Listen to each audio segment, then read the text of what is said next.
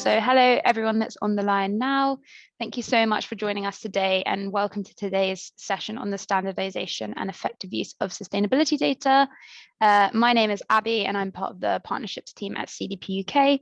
And as a bit of background for those of you that are new to CDP or don't know anything about it, it's a global not-for-profit charity that runs the global disclosure system for investors, companies, cities, states, and regions to manage their environmental impacts. And we are very proud to be working with Worldwide Generation, a sustainability reporting fintech company, sort of championing trusted data and measuring impact through their G17 eco platform. They're also a CDP Gold accredited solution provider and provide really valuable support to our 13,000 plus responding companies and help those companies to measure and manage their impacts, which is fantastic. This is one of the first webinars in our series of bite-sized webinars that are being delivered by our gold partners in their capacity as thought leaders within the sustainability space. So the webinars are designed to improve your understanding of different sustainability topics, as well as an opportunity to ask the experts any questions that you might have. And I'm delighted to introduce today's expert, Dr. Tauni Lanier, Chief Sustainability Officer at Worldwide Generation, to talk you through the standardization and effective use of sustainability data. So over to you, Tauni. Hi, hello everyone. I find it a little bit disconcerting that I get to see myself do this instead of seeing a whole range of faces to be to get any input from them. But thank you for allowing me to actually talk to you about this standardization and effective use of sustainability data. I want to take you through a journey with me, but I'm going to start with the problem that is currently being faced. My background is I am a recovering investment banker, but I used to run the Dow Jones Sustainability Group Index last century. I've been working for the last 28 years on looking at sustainability data, most particularly actually in the finance sector. So that's where I have put my flag in the sand, if you would. So what I want to talk to you today about is, let's start with the problem statement. One of the issues that with sustainability data is that it is currently being collected in a variety of different ways. CDP is part of that collection process. The GRI is part of the collection process, but it's collected in such a way that there's no real comparability between it because of the way the questions have been asked. They're still trying to get to a specific type of data with a specific outcome, but where the challenges lies actually when it comes to what are the specific questions. I know that the GRI and the CDP, and we can talk about this later, have been working to aligning their indicators, which is a very, very good thing. But right now it's kind of almost a free-for-all, if you would, for when it comes to whether it's environmental data, social data, and governance data and sustainability data is collected in a very ad hoc way, which leads to not only being collected, but also disseminated in a very ad hoc way. So if you are an organization that would use the data, then what happens is you get different types of data depending on with whom you speak or which conference you go to. You might get different type of data, which leads to ultimately is that sustainability data, ESG data is actually trying to help people make well-informed decisions, whether it's business decisions or investment decisions, but it's all about the decision matrix. How do you inform what you want to do in order to do next? So whether it's what is your next investment, what is your risk profile for your investment? When you're business, where do you allocate your resources? How do you inform opening of new markets, etc.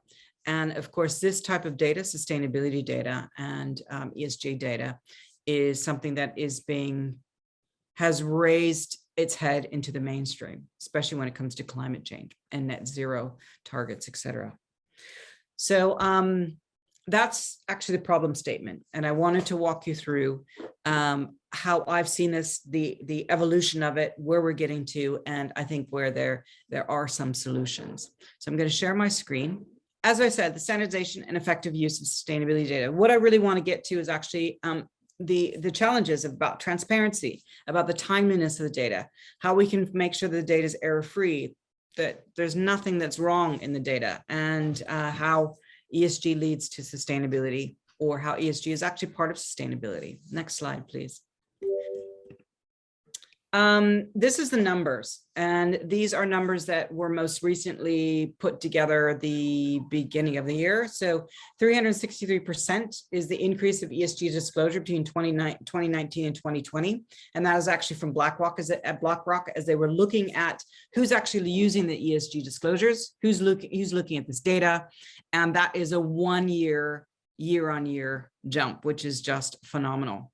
We have 91% of investors now say that they use non-financial performance, and it's critical in investment decision-making.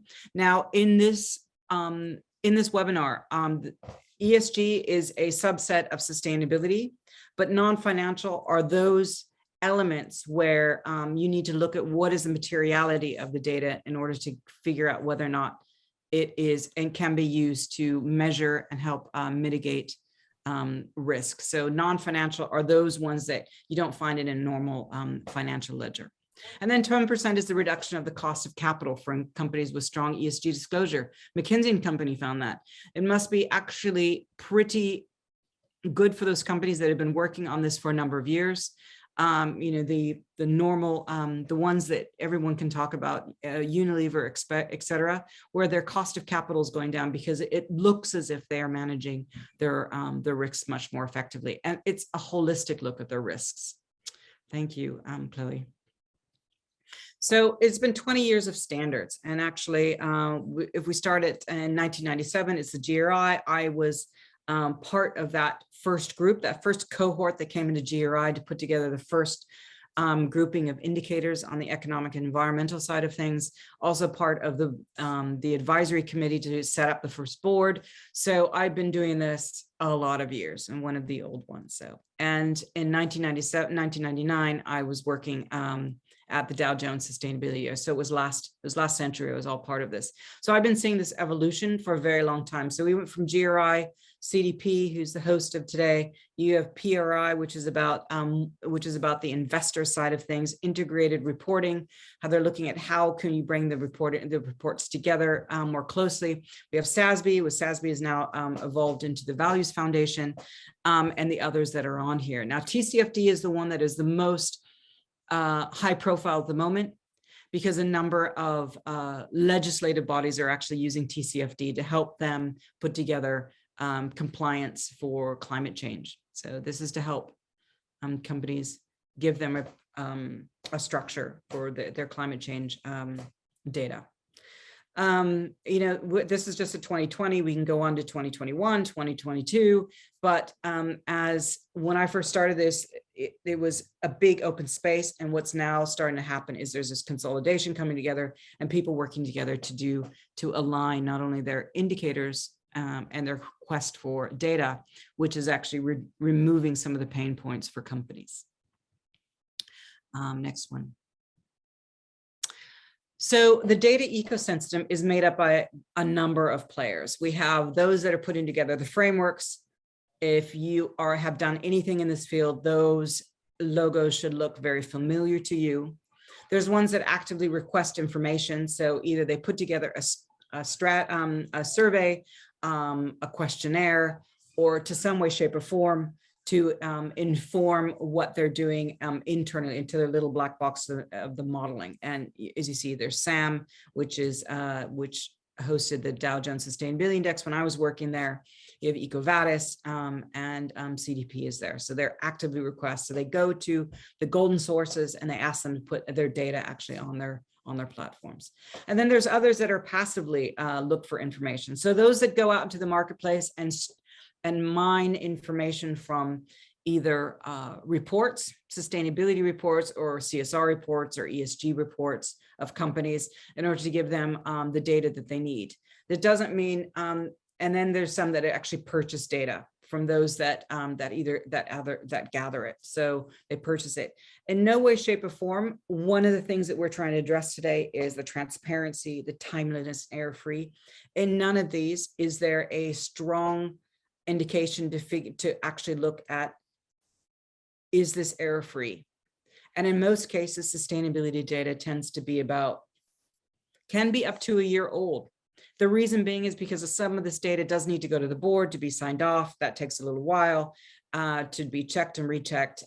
So sometimes when you are looking at some of this data, it might be up to a year old, which doesn't help making well-informed decisions, whether they're business decisions or investment decisions, if you're making them on old data.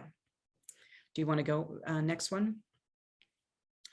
I really like this illustration for the simple reason is that it actually shows you that although people are looking to get this information, get this data in a timely and transparent way, there is a very good distinction between a standard and a framework. So standard actually dictates to you what do you need to talk about, from the GRI to the ISSB to FRAG. And then you have frameworks who say, okay, here is the playing field. Here are the lines on the playing field. Go play on those. But this is what we expect from you. Then that looks, so the WBCSD has frameworks too. The UN SDGs is seen as a framework. And then you have those that are kind of this hybrid model, the OECD and the IFC, that kind of gives you an indicator, but also gives you the field in which you need, the pitch that you need to play on. And those rankers and raters are the ones that look for gathering data either directly from the entities, or they strip it from public reports, CSR reports or sustainability reports. So this, what I really like, sorry, Chloe, what I really like about this is it gives you an indication that that there is actually a field of different types of players when it comes to this data. There's just not one way to give this data, to get this data into the ecosystem. There's more than one way, and it comes down to how entities like to engage with them, but also how they want to make sure that how they can own that data. Okay, now we have the next one. The next, this is a really interesting and I think really exciting thing that's happening. This is all about the legislation part of it. So there's a lot of things happening in the EU, and anyone who's been up to date in what's happening on ESG and climate change data. The SEC just came out yesterday with saying that they were looking to monitor and make sure that there's consistent and accurate climate change data. I've been working with the European Green Deal on the EU taxonomy for the longest amount of time, but this is really to give guidance and give very strict guidance when it comes to compliance for companies of how do they report, how can they give this data, this information on specifically to climate change as per legislation. So we talked about TCFD earlier, and TCFD is playing a very, very big role in legislation. All over the world, actually, because the framework in which it allows companies to be flexible and to give the information that's needed to make well-informed decisions and to do no harm. I think that's really key to the TCFD as well. So this is the European model, but this is being replicated in Singapore. It's being replicated in the United States. In North America, as well as in this country, in the UK. Next one. So this looks like a very, very busy slide, and it is actually very busy. But what it's here to actually show is you have the data providers around the entity. So it's not one place that you can go to for the data. The data comes from a variety of different places, from the IT department, from HR, from procurement team, the scope 3 emissions, the CSR department, and it's brought together under in one area, and then can be delivered out from the entity to research organizations as well as to outputs. And these outputs, I think, are becoming increasingly important when it comes to board packets. How does it inform the board's risk register within the board? And you have the data sheets that go out, sustainability reports, and with this lower cost of capital, it's going out to investors as well as those that they're banks when it comes to origination for the company. It's also going to research. So you are seeing a lot of discussions around best practice, some of the legal requirements, so compliance, But what is very important, and I think the crux of this actually this input that I'm speaking to you about today is really about transparency. It's about timely. It's about error-free data, and it's how do you get those data providers within the entity to actually do that? How can give the entity more oversight and more input and ownership of their own data? Because up till now, it's not been their own, it's not been ownership of the data. They put it on a platform and then it goes wherever it's going to go. But companies are now taking that power back and saying, this is our data, this is the way that we would like to be seen, and this is how we would make sure that this data is error-free and transparent. So you are seeing a lot of research in that area about transparency. You're seeing a lot of research in the area of looking at how can you make this data not only much more granular, but make it a lot more transparent. And that's where such things as distributed ledger technologies or blockchain starts to come up, because once you put the data down on the blockchain, it becomes immutable. Once it's immutable, then all of the necessary accoutrements to that piece of data can be capsulated in one place. So who put it in? When did they put it in? Was it verified by whom? What is in the evidence that you have with the data to give a degree of comfort that that data is not only error-free, but that it's the correct type of data. It's transparent and it's timely and it's error-free. So this is for the entities themselves, this is for companies, and they can use this data in a variety of ways, not only their cost of capital, so whether they're debt instruments, but also looking on their treasury activity, but also looking at how does the entity can then show how well they're managing their risks, which is more of an equity issue, because that uncertainty is not good for equities. So this is a complicated slide, but what I'm trying to do here is actually show you that from the entity, they get it from a variety of different places within the entity, and then it gets parceled out, and it should get parceled out with the full knowledge of where that data is going and the full ownership of that data from the entity. Okay, Chloe.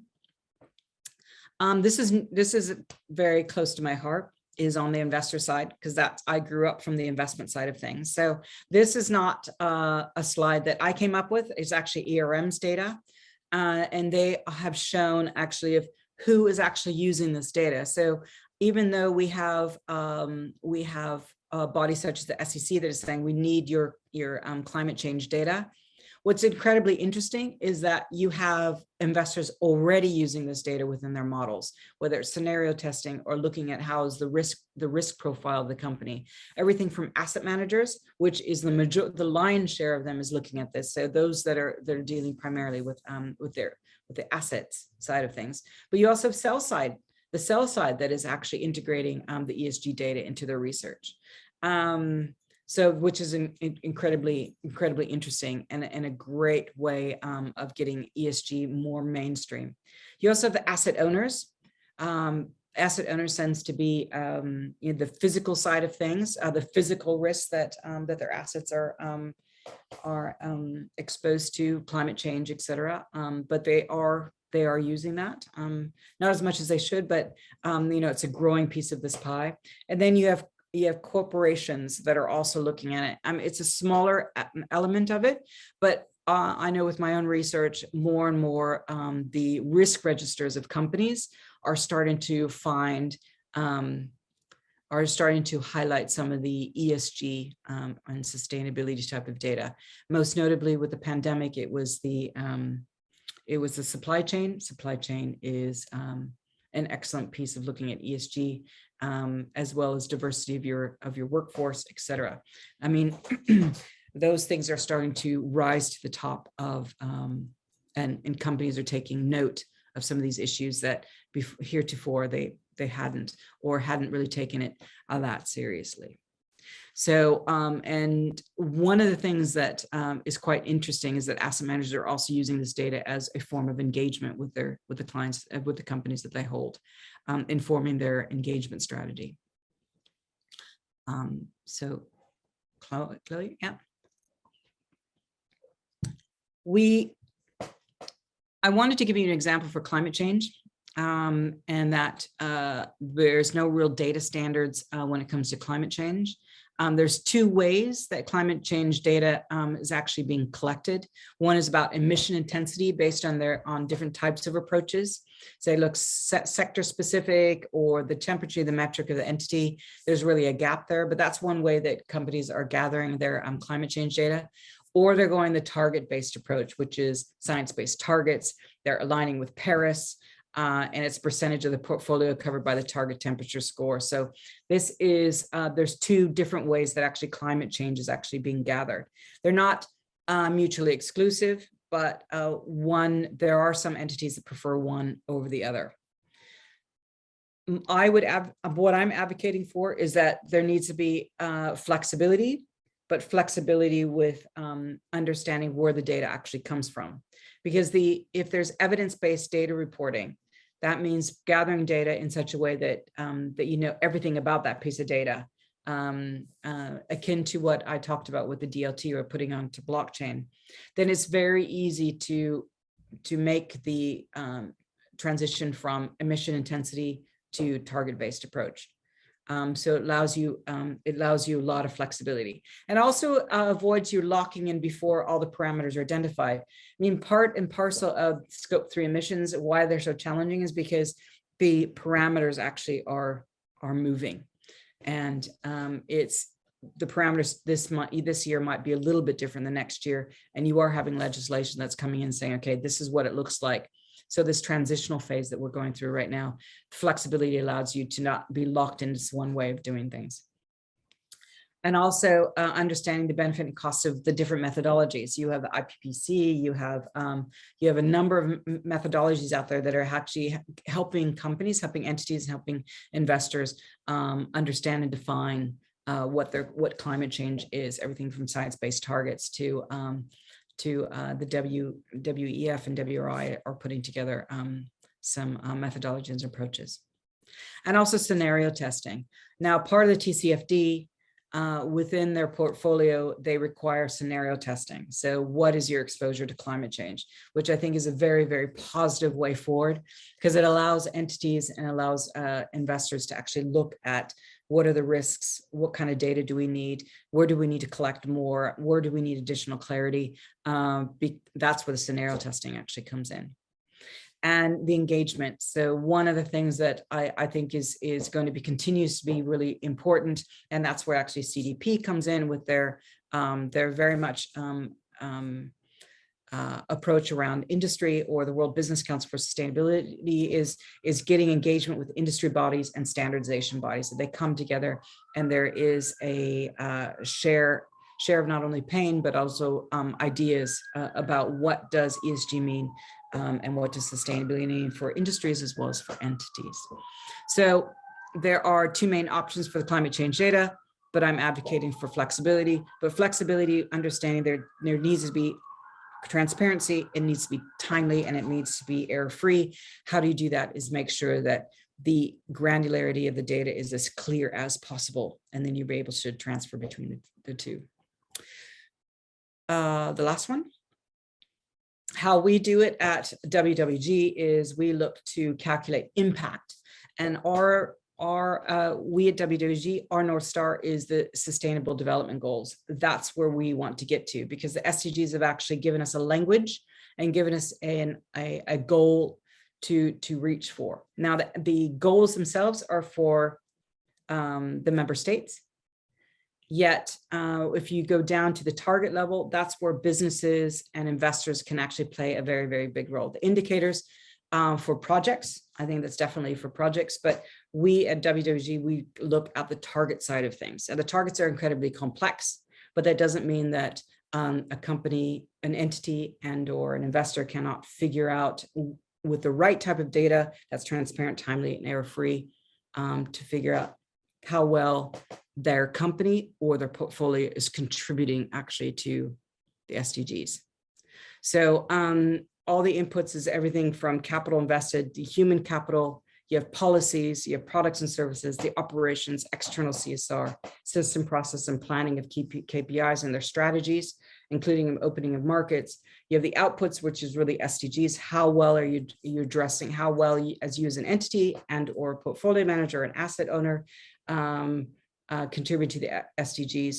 And then we look at the outcomes at the target level, which helps actually bring together what is your overall impact, and how are you helping to solve some of the world's largest problems through the 17 SDGs. So that's it for me. I wanted just to bring I want to thank you very much for your attention. Once again, I want to talk about transparency, timeliness, error-free data, and looking how standardization, or at least ESG and sustainability data, is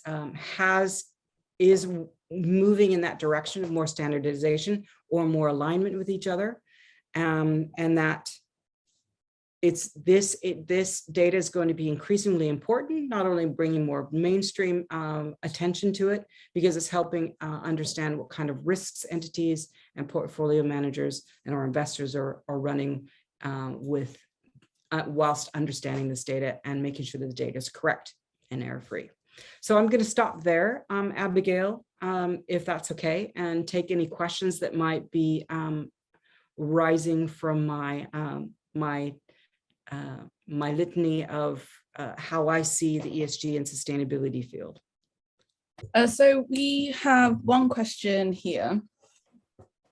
So it says, thank you, Professor, for your insights. I have a question regarding the optimal setup of ESG in corporations.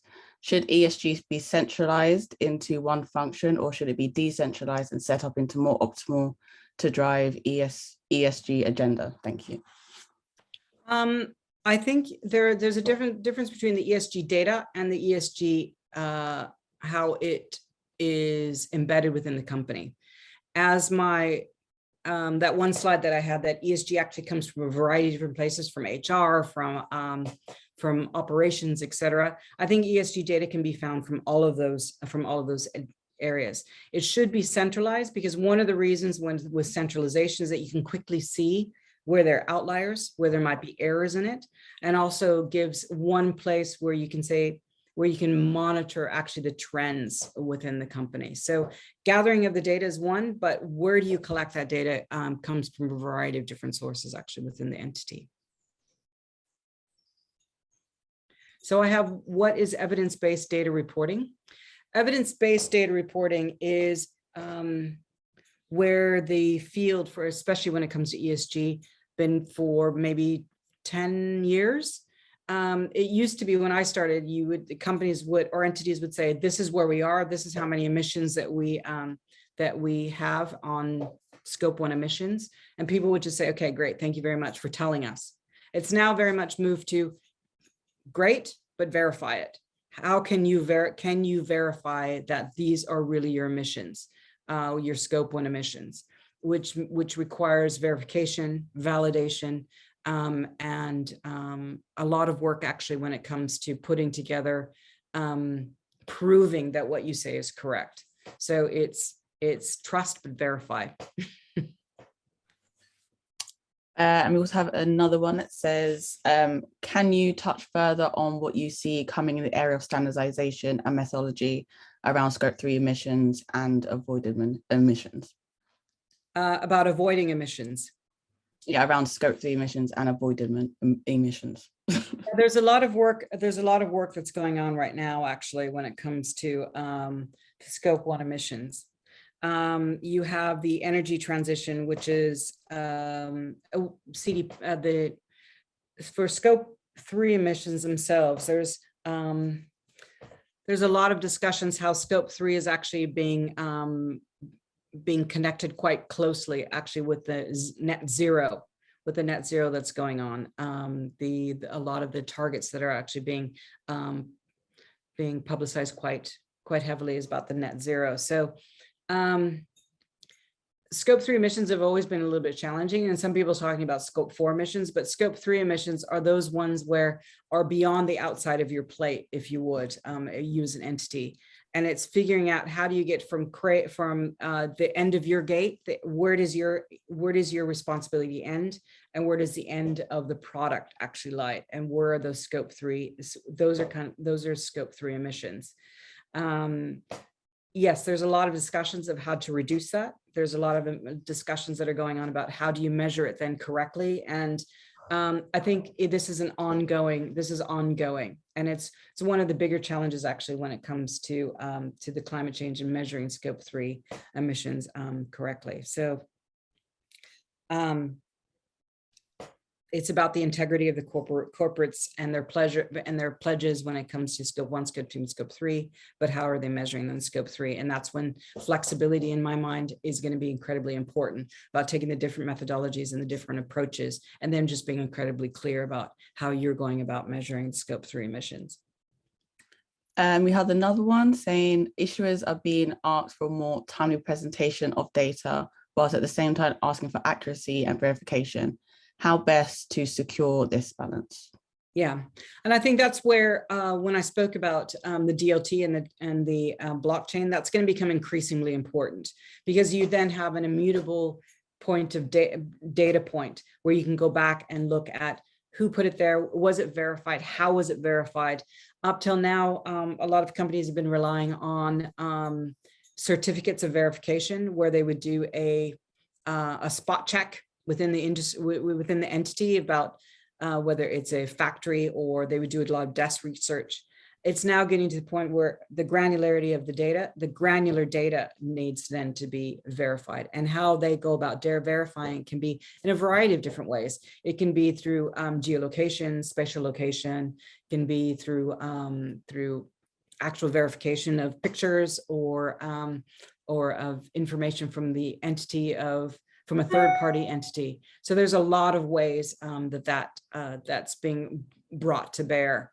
I think the mere fact that technology is helping us here, so the Internet of Things, you can be there on site and putting in actual verification of a specific data point. It could be as little as taking a picture of a gauge, or getting your energy bill. It can be as easy as that, but that type of evidence would need to go hand in hand with each of the specific types of data.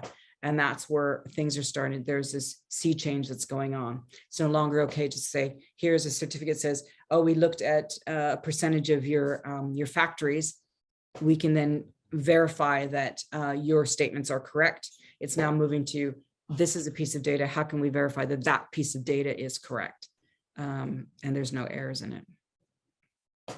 Awesome. If there's any more questions, please type them into the chat box now. Otherwise, I think we can leave you guys with more of the afternoon. Abigail, I want to thank you very much, and CDP very much, for allowing WWG to have a quick chat about this. I mean, this is an ongoing thing that's happening. People are talking about alignment. People are talking about clarity. People are talking about standardization, because what we're trying to solve is actually companies are saying, I could spend 160 man hours filling out 100 different surveys. What does it bring me? And we're slowly moving. I think CDP is actually on the forefront of that and saying, okay, we recognize that, we hear you. How can we get to the point where one piece of data can be used in a variety of different ways? And in order to do that, you have to make sure the data is correct, that it is it's consistent, and that it has evidence to it to give people a degree of comfort that it's correct. Yeah, absolutely. And thank you likewise from the CDP side, Dr. Tauni, for that amazing, informative, engaging presentation, and for continuing to support our responders to do just that, effectively use that data in multiple ways, not just in one way or in specific ways. It's really useful. And yeah, thank you to everyone who joined the call as well today. And we'll definitely have the link to this session on our bite-sized webinar page of our website if you want to catch it offline, or kind of circulate that with teams. But yeah, absolutely amazing session. Thank you so much, Tauni. Thank you very much. Thank you, everyone.